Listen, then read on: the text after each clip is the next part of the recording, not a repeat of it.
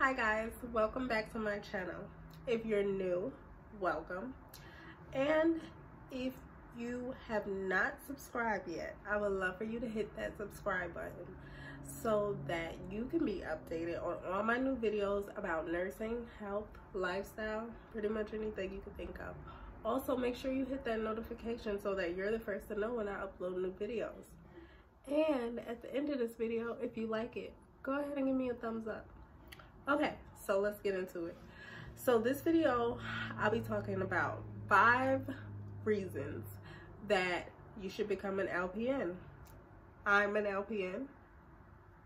And a lot of times people will ask like, oh, why didn't you become an RN first? Or why did you decide to become an LPN? Okay, so LPN is abbreviation for licensed practical nurse.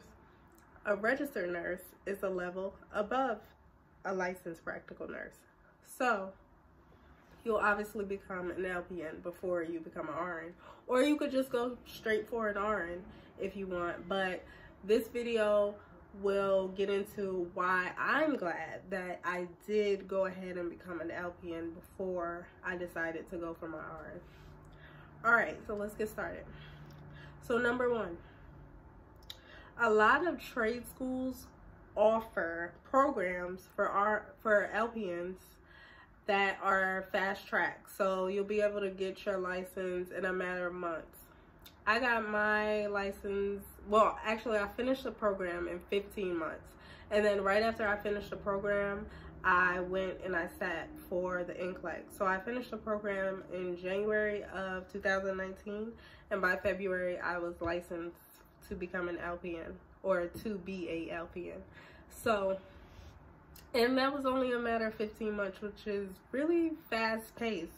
A lot of ADN schools, they want you to go for 2 years. They want you to have prerequisites. I did not have any prerequisites, and I basically just went in full throttle. Like, I was ready to become a nurse. I didn't want to wait. And a lot of, if you could find a trade school like in your area that has that program where it's 15 months or even less or a little bit more, I say anything more than 2 years, you might as well go and get your RN. But about 15 to 19 months, that's good. Like, if you could find that, then I say do it, because you think, okay, yeah, 15 months, that's kind of long, but it's really not. Like, it flies by. So it's a lot of schools that offer that.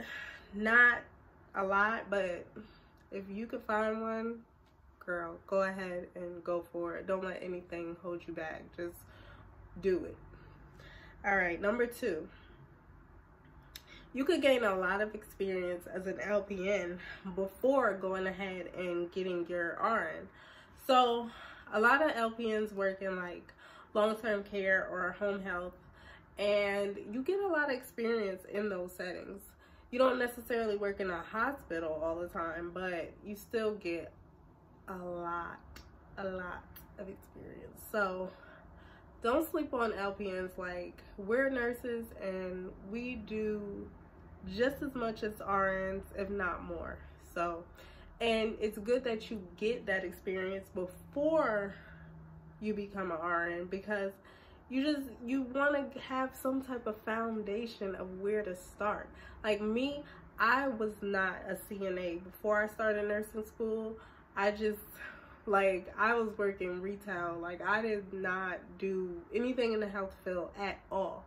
And all the girls in my class were either CNAs, been CNAs for like 15 years, or CNAs for 2-3 years. And like, they knew they had some type of healthcare experience. Me, little on me, I remember I was the only one, and I had no healthcare experience. But look at me, like, I'm a nurse now. So if you don't have any experience, don't let that stop you. But it's good to start off as an LPN, I think, because you get a stepping stone into becoming a registered nurse. You don't just go in blindsided. All right, number 3. You'll get experience having people work under you. So if you never had anyone work under you, like if you've never been like in a manager type position, then it's good to become an LPN first, because let me break it down. It's CNAs, and then it's LPNs, and then it's RNs. So CNAs are the ones who basically do all the ADLs for the patient. Not to say that they're the only ones that do it, because other nurses can help as well. But CNAs are basically the ones who are most interactive with the patients if you do long-term care. And then LPNs are kind of like their supervisor. So if an LPN needs, like say there's a patient in room 15 that needs changing, then an LPN can say to a CNA, like, hey, can you go change Mr. Jones in room 15? And then that's kind of like a supervisor position. And then over the LPN is the RN. So a lot of things that the LPN cannot do, an RN can do. And they basically work together, but also an LPN has more authority. I'm sorry, an RN has more authority over an LPN when it comes to long-term care and basically working in hospitals as well. So if you don't have experience managing other people, or just being that go-to person for like, okay, what do we do? The patient has a blood pressure of this, or the patient is showing these signs and symptoms, then it's good to become an LPN, because you're not top level. I mean, you can be, but you're not. More than likely there's an RN there, so you're not at the top where it could be a little overwhelming, but you're still like at a supervisor position, because you have people working under you. So it's good to just start off as an LPN, and then of course go to RN if that's your desire. You don't have to. A lot of young ladies and young men, they decide like, hey, I like LPN, like I'll do this for a while, or I'll make this my career, and that's perfectly fine. Or, you know, some want to become RNs, and that's perfectly fine too. It's all up to your preference and what you want to do. All right, number 4.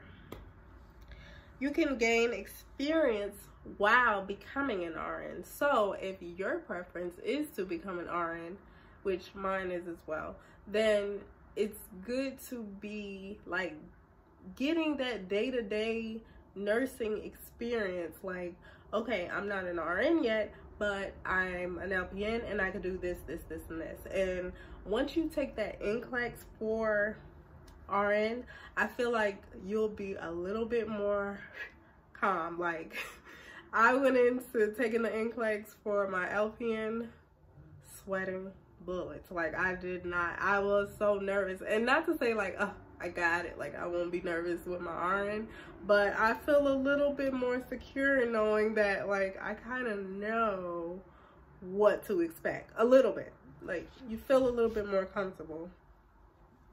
So, and yeah, you gain experience being an LPN. That, of course, you could take when you're RN, like, okay, I've been an LPN 5 years, so now I'm my first year of being an RN, but I still have that experience. Like, I'm not just like jumping into the wilderness and I don't know what to expect or anything like that. So, all right, now we're on number 5. You can provide for your family as an LPN just as well as an RN. Which, okay, so let me speak on that. So obviously RNs make more money than LPNs, but depending on how long you've been an LPN and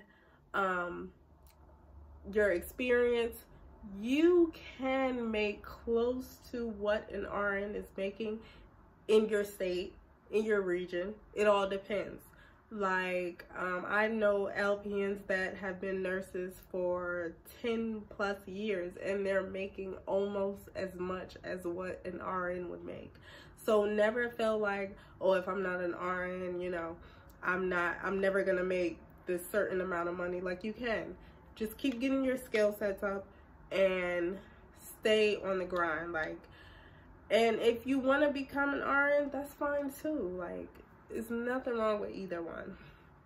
But never feel stagnant. I guess that's my point in saying that. Like, never feel like, oh, I'm just the LPN and I'll never make $30 an hour. Like, you possibly could. So don't doubt yourself.